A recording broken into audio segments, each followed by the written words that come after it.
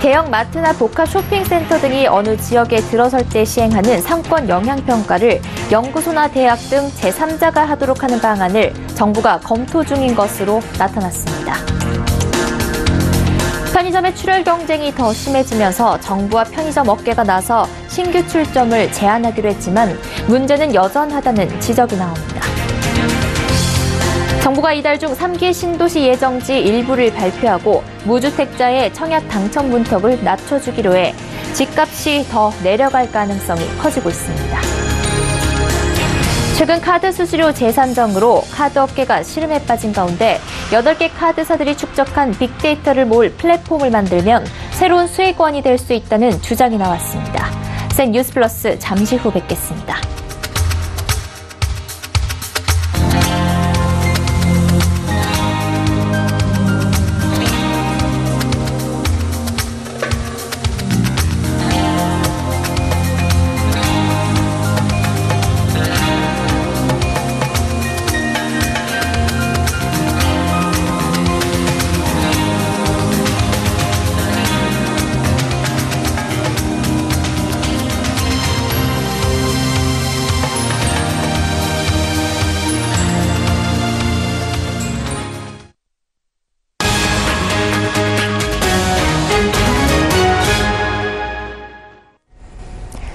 시청자 여러분 안녕하십니까? 센 뉴스 플러스 양한나입니다. 대형 마트나 복합 쇼핑센터 등이 어느 지역에 들어설 때 하도록 돼 있는 상권 영향평가를 연구소나 대학 등 제3자가 하도록 하는 방안을 정부가 적극 검토하기로 했습니다. 현재는 사업자가 상권 영향평가서를 작성하도록 돼 있어 객관성을 담보하기 어렵다는 지적이 있었습니다. 고현정 기자가 단독 보도합니다. 정부가 앞으로 대규모 점포 상권 영향평가서를 사업체 당사자 대신 연구소나 대학이 작성하도록 하는 안을 검토 중인 것으로 나타났습니다. 산업통상자원부의 유통산업발전법 개정안 검토 자료에 따르면 산업부는 대통령령으로 상권 영향평가기관의 기준을 설정해 이에 맞는 대학이나 연구소에 맡기는 방법을 고려하고 있습니다. 대형마트 등 대규모 점포가 입점하려면 주변 3km 이내 상권에 미치는 영향을 분석한 평가서와 지역협력 계획서 등을 지자체에 제출해야 하는데 이 평가서의 작성 주체를 현행 사업체 당사자에서 제3자로 바꿔 객관성을 높이겠다는 취지입니다. 상권 영향평가 대상 업종도 음식점 등 서비스업으로 확대됩니다. 정부는 또 그동안 전통시장 1km 이내 지역에 한해 등록을 제한했던 것에서 앞으로는 일반 상권이라도 지자체장이 추가 지정하면 상업보호구역으로 묶어 대규모 점포의 등록을 금지하는 방안도 함께 검토하고 있습니다. 여기에 지자체장이 해당 사업체의 지역협력 이행 실적을 매년 점검하고 미이행 시 해당 내용을 공표하도록 하는 등 지자체의 관리감독 권한을 대폭 강화하겠다는 입장입니다. 현재 정부 여당 측은 홍익표 의원의 통합대안을 바탕으로 유통산업발전법 개정안 통과를 추진하고 있지만 지금까지 여야 간 논의가 이뤄진 적은 한 번도 없습니다. 일각에선 오랜 기간 상임위에 계류하면서 유통법 개정이 무산되는 것 아니냐는 이야기도 나오지만 현 정부의 공약사항이었던 만큼 개정안 통과 자체는 가능할 것이라는 데 무게가 실립니다. 업계에서는 새로운 산업으로 자리 잡은 지 얼마 안 돼 복합 쇼핑몰이나 아울렛에 대한 명확한 정의조차 없는데도 규제부터 늘어난다며 우려를 표했습니다. 서울경제TV 고현정입니다. 한 집 건너 한 집이 편의점이라고 해도 과언이 아닌 시대입니다. 과당 경쟁으로 편의점주들의 씨름이 깊어지자 정부와 편의점 업계가 나서 신규 출점을 제한하기로 했습니다. 새롭게 출점하는 편의점의 거리를 제한하겠다는 게 취지는 좋지만 오히려 또 다른 출혈 경쟁을 일으키는 등 남은 과제도 상당해 보입니다. 김혜원 기자입니다. 앞으로는 신규 편의점 출점이 어려워집니다. 100m 거리 안에서는 다른 브랜드라도 편의점을 낼 수 없게 바뀝니다. 김상조 공정거래위원장이 과밀 상태로 접어든 편의점 시장에 칼을 빼든 겁니다. 편의점 자율규약이 18년 만에 부활한 건데 안을 들여다보면 구체적인 출점 제한 거리는 명시되지 않고 담배 판매 거리를 기준으로 한다고 나와 있습니다. 과거 담합의 소지가 있다며 근접 출점 규제를 폐지했던 공정위가 기존 원칙을 뒤집어야 하는 부담을 고스란히 드러낸 대목입니다. 후발주자의 시장 진입이 불가능해지는 것에 대한 우려도 나옵니다. 근접 출점을 제한할 경우 이마트24 등 신규 사업자의 시장 진입이 막혀 기존 대형 편의점 중심의 시장 점유가 고착화될 수밖에 없습니다. 1, 2의 사업자의 시장 장악력을 더 공고히 하는 반시장적 조치라는 지적입니다. 또 다른 출혈 경쟁을 일으킬 수도 있습니다. 편의점 창업을 희망할 경우 웃돈을 얹어주고 기존 업체를 인수해야 하는 상황이 연출될 수 있는 겁니다. 또 기존 A라는 편의점을 운영하던 사람이 B브랜드로 바꿀 경우에는 추가 출점으로 보지 않는 만큼 새로운 고객을 모집하기 위해 가맹사업본부가 암암리에 위약금을 내주는 꼼수가 발생할 수도 있습니다. 그때는 맞고 지금은 틀리다는 말처럼 변하는 상황에 맞춰 인식도 달라져야 하는 것은 맞지만 이번처럼 상황이 크게 변하지 않았는데 합리적인 근거도 없이 원칙을 바꾸는 것은 공정한 시장 경쟁을 추구하는 공정위가 할 일은 아닌 것 같습니다. 서울경제TV 김혜영입니다. 강남 4구가 서울 아파트값 내림세를 주도하고 여기에 노원 등 서울 외곽 지역까지 아파트값 내림세가 확산하고 있습니다. 이 같은 분위기 속에 정부는 3기 신도시 예정지 일부를 발표하고 무주택자의 청약 당첨 문턱을 낮추는 제도를 도입할 예정이어서 집값을 더 끌어내릴 전망입니다. 보도에 유민호 기자입니다. 정부의 9.13 부동산 대책이 효과를 내면서 최근 서울 아파트값은 3주 연속 내렸습니다. 특히 가격이 빠르게 올랐던 강남 4구가 내림세를 이끌었습니다. 동작 용산구뿐만 아니라 서울 외곽적인 은평 노원구 아파트값도 내렸습니다. 겨울은 부동산 시장 비수기로 꼽히지만 이번 달엔 시장에 큰 영향을 줄 사안이 쌓여 있습니다. 우선 정부는 이달 중 3기 신도시 예정지 한두 곳을 발표할 예정입니다. 서울과 일산, 분당 등 1기 신도시 사이에 대규모 택지 4-5곳을 선정해 20만 가구를 공급할 계획입니다. 특히 서울은 올해보다 20% 늘어난 4만 3천여 가구가 내년 입주를 앞뒀습니다. 여기에 서울 접근성이 좋은 지역에 신도시 조성 계획이 나온다면 수요를 누그러뜨려 집값을 끌어내릴 가능성이 큽니다. 집이 없는 사람에게 더 많은 청약 당첨 기회를 주는 제도 개편도 변수입니다. 정부는 9.13 대책 후속 조치로 추첨제 물량의 75% 이상을 무주택자에게 우선 공급하는 제도를 이달 중 시행합니다. 새 아파트 당첨의 가능성이 높은 청약 시장으로 좀 눈길을 다시 턴할 가능성이 높아지고요. 기존 아파트 가격은 지금보다도 좀 더 조정폭이 커질 가능성이. 아울러 국회에선 다주택자에게 더 많은 세금을 물리는 종합부동산세 개정안을 두고 여야가 첨예하게 대립하는 상황. 진통 끝에 개정안이 국회 문턱을 넘는다면 집값 하방 압력은 더 커질 전망입니다. 서울경제TV 유민호입니다. 카드사들 사정 좋지 않다는 소식 여러 번 전해드렸죠. 어렵다 말은 많지만 우리 일상에서 신용카드는 여전히 없어서는 안 될 중요한 결제 수단입니다. 카드 이용 고객 앞으로도 있을 텐데 그렇다면 이 카드사들은 어려운 환경을 어떻게 헤쳐나가야 할까요? 오늘 여신금융협회 주최로 열린 여신금융포럼에서 나온 전문가들의 의견을 이하라 기자가 전해드립니다.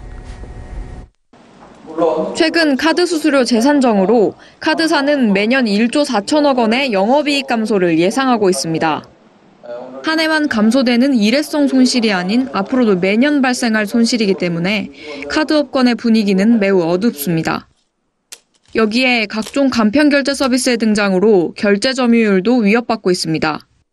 현재 개인 신용카드 대비 간편결제 이용 금액은 7.3%에 불과하지만 이 수치가 분기별로 0.8%포인트씩 높아지며 가파른 상승 곡선을 그리고 있다는 건 카드사에 위협적입니다.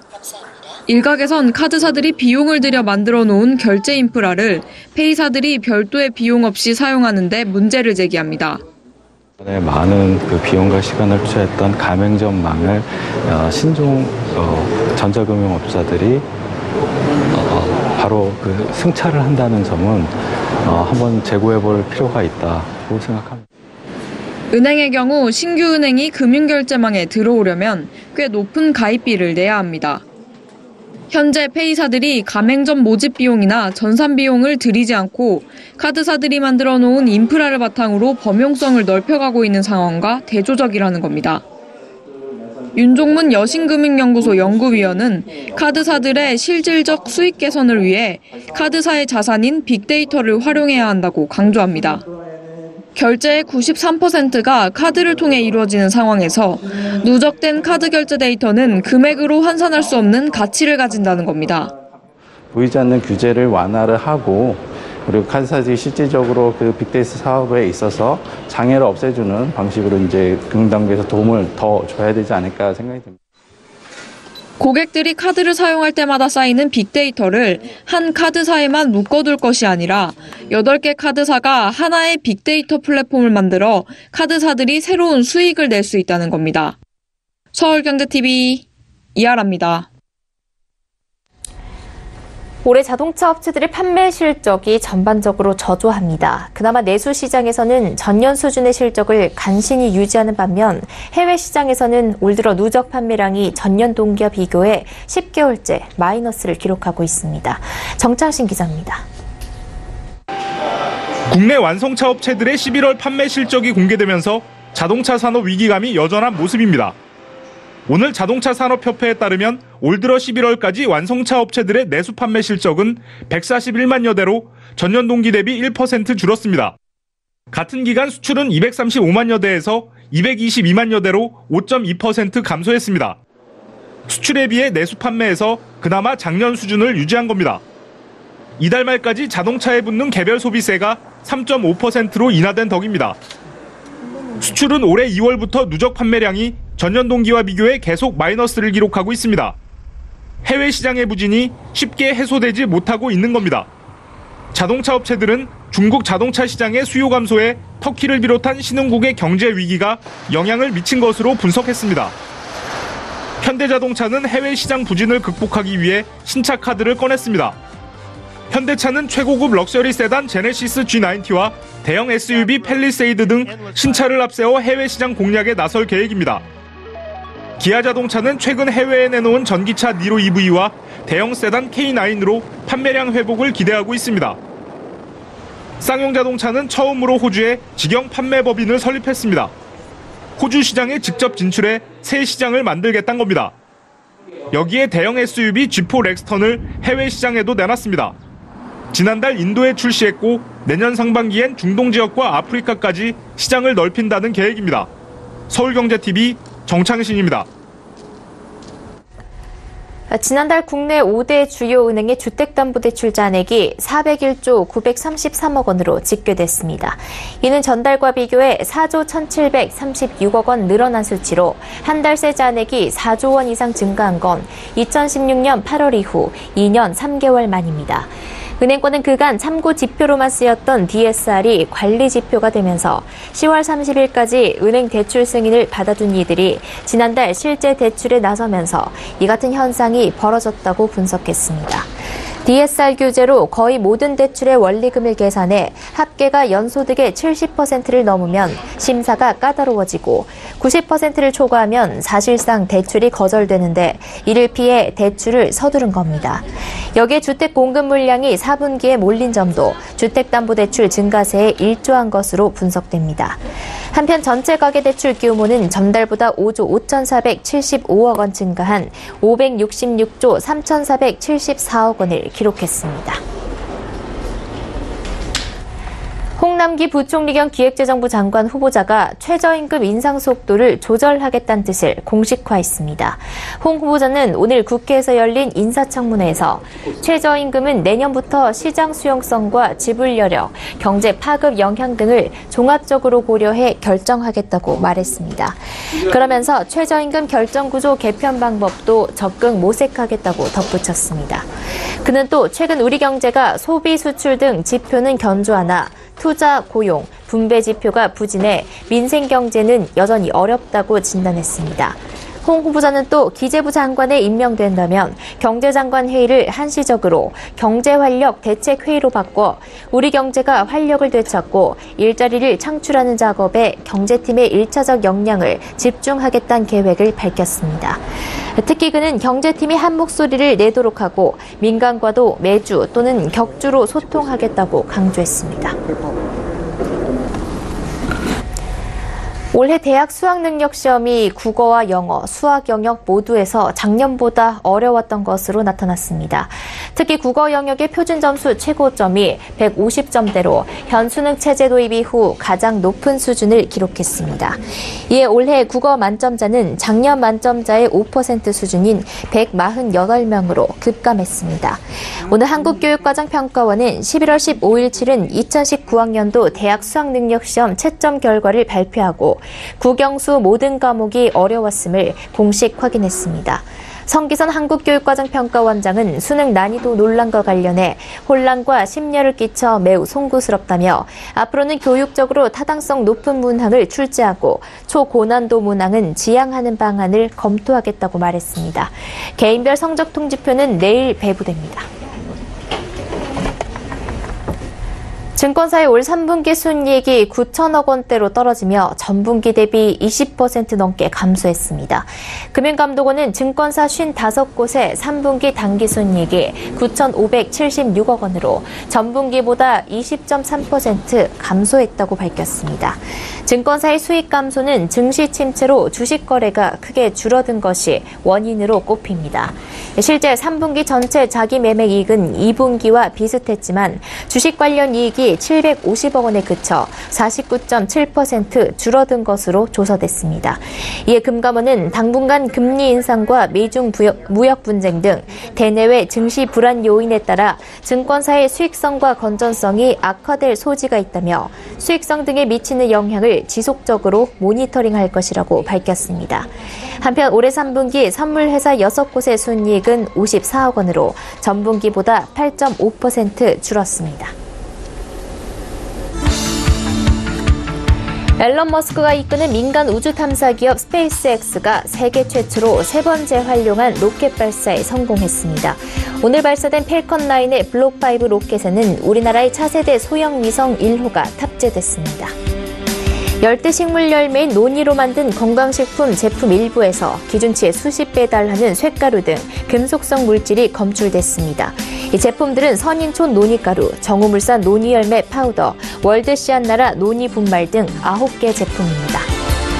도시공원 부지로 계획해놨다가 예산 부족 등 문제로 추진하지 못하고 있는 곳에 대해 지자체가 토지 소유자와 부지 사용료 등에 대한 사용 계획을 체결할 수 있게 됩니다.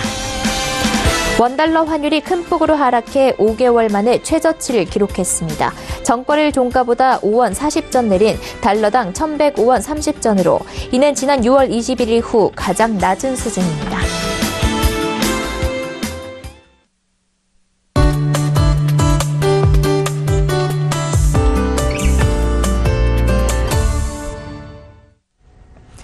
지구상에 존재하는 산업의 70% 이상이 날씨의 영향을 받는다고 합니다. 날씨 상태에 따라 모든 상품의 가격이 오르락 내리락하며 그에 대한 판매량까지 결정된다고 하는데요. 오늘부터 날씨와 경제의 관계에 대해 반기성 K웨더 예보센터장님과 이야기 나눠보겠습니다. 센터장님, 날씨는 경제에 직간접적으로 많은 영향을 주고 있다고요? 네, 그렇습니다. 시청자 여러분, 안녕하세요. 매주 화요일 날씨와 경제가 어떤 관계가 있는지 전달해드리는 시간을 갖게 됐습니다. 미국 상무부는요, 날씨가 미국의 산업체에 주는 영향을 52% 정도로 보고 있고요. 일본 재무성도 비슷합니다. 우리나라에서는 서울대의 강인식 교수가 연구를 했는데 54% 정도로 보고 있는데요. 산업의 절반 이상이 날씨에 영향을 받는다는 거죠. 최근에 미세먼지가 나쁘다 보니까 미세먼지 관련 산업들의 수익이 높아지지 않습니까? 공기청정기, 의복건조기, 무선청소기 등의 판매가 급상승하는 것이 아주 좋은 예라고 할 수가 있습니다. 네. 그럼 오늘은 이 날씨가 경제에 미치는 영향 중 어떤 이야기를 해주실 건가요? 네, 오늘은 주식 이야기를 좀 해보도록 하겠습니다. 최근에 이제 미세먼지가 나쁘다 보니까 미세먼지 수혜주들이 힘을 받고 있는데요. 세계적으로 날씨와 주식과 관련된 말 중에 가장 유명한 말이 브라질에 비가 내리면 스타벅스 주식을 사라입니다. 이 브라질은 전 세계 커피의 32%를 생산하는데요. 가뭄이 끝나고 비가 내리면 커피 생산량이 늘어납니다. 그러면 원두 가격이 낮아지면서 스타벅스의 이익이 늘어서 주가가 올라간다는 거죠. 유명한 경제석학인 피터 나바로의 저서 제목이기도 합니다. 실제로 한 투자자는 브라질의 비가 내려 가뭄이 해소됐다는 기사를 읽고 스타벅스 주식을 사서 $8,000의 이익을 챙기고 되팔았다고 해서 아주 유명한 이야기가 되었죠. 네, 그러니까 비가 내리거나 날씨가 맑거나 하는 게 주식시장에 실제로 영향을 미친다는 이야기죠? 네, 그렇습니다. 맑은 날에 주식을 사시면 돈을 법니다. 라는 이야기가 있는데요. 미국 경제학자인 사운더스는 미국 주식시장에서 주가가 날씨에 영향을 받고 있다고 주장을 합니다. 그가 사용한 기상 요소는 구름이 하늘을 덮은 양이었는데요. 그의 분석에 의하면 구름의 양이 적었던 맑은 날이 흐렸던 날보다 수익률이 높았다는 겁니다. 그래서 그는 이런 현상을 날씨 효과라고 불렀는데요. 그러자 김규영 조선대 교수는 과연 사운더스의 이론이 우리 주식시장에서도 적용되는지에 관해 연구를 했습니다. 그는 계절 효과, 요일 효과 등을 빼고 순수한 날씨만 가지고 했을 때 날씨 효과는 있었으며 날씨 효과가 확실하게 나타난 것은 주식 상승기나 침체기였다고 주장을 합니다. 남주아 서강대 교수와 김상봉 SK 경영경제연구소 연구위원도 날씨가 주가 수익률 변동성과 주식 거래량에 미치는 효과 분석이라는 연구 보고서를 내놓았는데요. 연구 주제는 화창한 날씨가 주식시장에 어떤 영향을 미치는가였습니다. 이들의 연구도요, 미국의 사운더스나 김경 교수와 결과는 비슷했습니다. 날씨가 나빠질 때 주식 거래량도 줄어들고 수익률도 떨어진다는 것이죠. 네, 그럼 맑은 날 주식 수익률이 높아진다면 기온이 높을 때도 주가에 긍정적인 영향을 미칠까요? 그렇습니다. 기온도 영향을 줍니다. 장경천과 김영권은 구름의 양에다가 온도 변수를 추가를 해서 1997년부터 2006년까지의 자료를 분석을 했는데요. 연구 결과에 의하면 코스닥 지수의 경우 맑고 기온이 높은 날의 수익률이 높았다고 합니다. 이들은 맑고 기온이 높은 날씨가 투자자들의 마음을 긍정적으로 만들기에 이런 현상이 발생하는 것으로 분석을 합니다. 뉴욕의 월가에서는 기업의 매출 전망 분석을 할 때 날씨 요소를 반드시 분석한다고 합니다. 특히 월가를 좌우하는 큰손들은 기상 전문가의 예상 날씨 정보를 투자에 철저히 활용한다고 하죠. 이번 주는 날씨가 내일은 맑고요. 모레는 눈비가 내린 후 다시 주말에는 맑은 날씨가 이어집니다. 자, 시청자 여러분들도 한 주간 날씨를 주식 투자에 참고해 보시면 어떨까요? 네, 앞으로 매주 화요일은 이렇게 날씨와 경제의 관계에 대해서 반기성 K웨더 예보센터장님과 이야기 나눠보도록 하겠습니다. 유용한 정보 감사합니다. 네, 고맙습니다.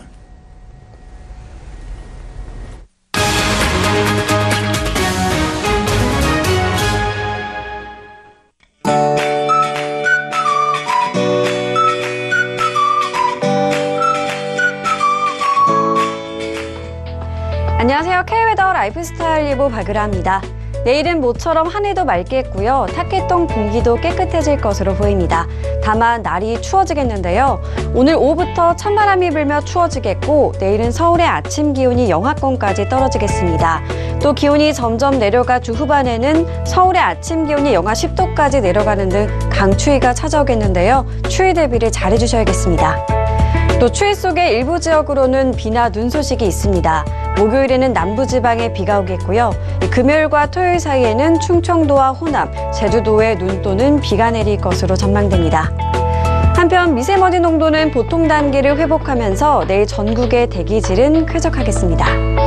내일은 중국 북동지방에서 동진하는 고기압의 영향을 받겠습니다. 다음은 자세한 지역별 날씨입니다. 중부지방 대체로 맑겠습니다. 아침 기온 영하권의 추위를 보이겠고요. 한낮에도 5도 안팎에 머물겠습니다. 동해안 가끔 구름 많은 하늘이 예상됩니다. 낮 최고 기온 속초와 강릉 6도가 되겠습니다. 남부지방도 대체로 맑은 하늘이 보이겠습니다. 아침 기온 전주 영하 1도, 대구 0도로 춥겠고요. 한낮에도 10도 선으로 쌀쌀하겠습니다. 현재 서해와 일부 남해상으로 풍랑특보가 발효 중인데요. 내일은 그 밖에 동해상으로 특보가 확대되겠고요. 물결은 최고 3에서 4m까지 매우 높게 일겠습니다. 날씨였습니다. 센 뉴스 플러스 여기까지입니다. 시청해주신 여러분 고맙습니다.